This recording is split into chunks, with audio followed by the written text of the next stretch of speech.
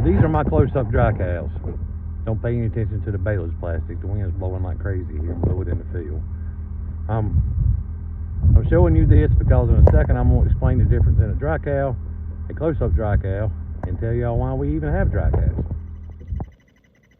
So today I'm going to explain what a dry cow is.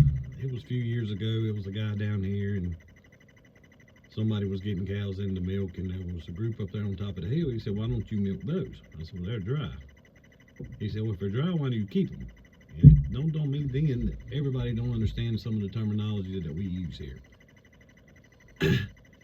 As everybody knows, a heifer has to have a calf to start lactating. Right? That lactation will start out, it'll go up, and then the further out she gets, it'll start tailing back down.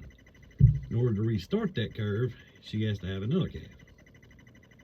So what we do, every farm's different. I artificial breed about 6 months out of the year and bull breed about 6 months out of the year. And every dairy's different on this, but I have what they call a voluntary waiting period.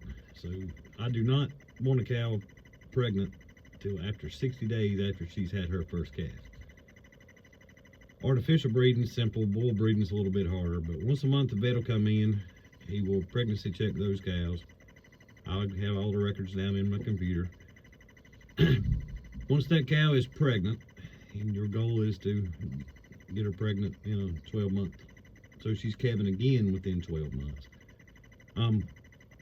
60 days before her due date, we quit milking her, turn her dry, give her a rest period.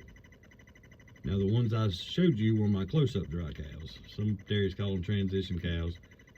Those cows in that video were, or are, due to calve in the next 3 weeks.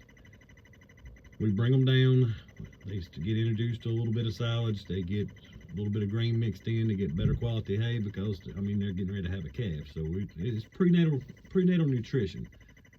The far offs, they're kind of back on the backside. It's a lot of people say they are the forgotten group, and they mainly get grass in the spring, summer, and fall, and hay in the winter months. But yes, they all get a 60-day, well, that's the goal, 60-day rest period before they have a calf and start the process all over again.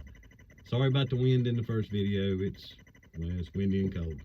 But thank you very much. Have a good night.